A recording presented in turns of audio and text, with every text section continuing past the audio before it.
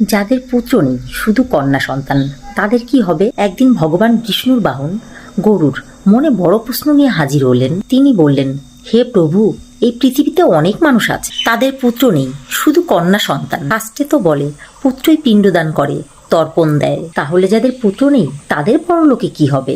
ভগবান বিষ্ণু মৃদু হেসে বললেন, গরুর, তুমি এখনো ধর্মের গভীর সত্য বোঝনি। তিনি বললেন, ধর্ম কেবল পুত্রের হাতেই বাধা নয়, কন্যাও পুত্রের সমান, বরং অনেক ক্ষেত্রে শ্রেষ্ঠ। বিষ্ণু বলেন, যে কন্যা বাবা মাকে সম্মান করে, সেবা করে, তাদের জন্য প্রার্থনা করে, সে কন্যার এক ফোঁটা অশ্রুও পুত্রের পিণ্ডদানের থেকেও কম নয়। আরও বললেন, যার ঘরে কন্যা জন্মায় সে ঘরে লক্ষ্মী স্বয়ং বাস করেন। কন্যার আশীর্বাদে পিতামাতার পুণ্য বৃদ্ধি পায়। গরু বিস্মিত হয়ে জিজ্ঞাসা করলেন, তাহলে হে প্রভু, সমাজ কেন কন্যাকে অবহেলা করে? বিষ্ণু উত্তর দিলেন, অজ্ঞতার কারণেই। যারা কন্যাকে বোঝে না তারা ধর্মকেও বোঝে না। শিক্ষা, কন্যা কখনো অভিশাপ নয়, কন্যা হচ্ছে আশীর্বাদ। পুত্র নয়, ভক্তি, কর্ম আর ভালোবাসায় মানুষের পরকাল নির্ধারণ করে।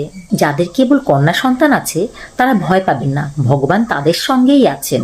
আমাদের সমাজে এখনো এরকম অনেক লোক আছে যারা ছেলে মেয়ের মধ্যে ভেদাভেদ করে। আমি তাদেরকেই বলছি, তোমরা একটু ভেবে বলো তো, আজকাল ছেলেদের থেকে মেয়েরা কোন অংশে পিছিয়ে আছে? আর এখনো গ্রামের দিকে কিছু কুসংস্কার আছে যে ছেলেরা বংশ রক্ষা করে। আমি সেই সমস্ত লোকদের বলছি, আচ্ছা, তোমরা মরে গেলে কি দেখতে আসবে তোমাদের পরিবারে কি হচ্ছে?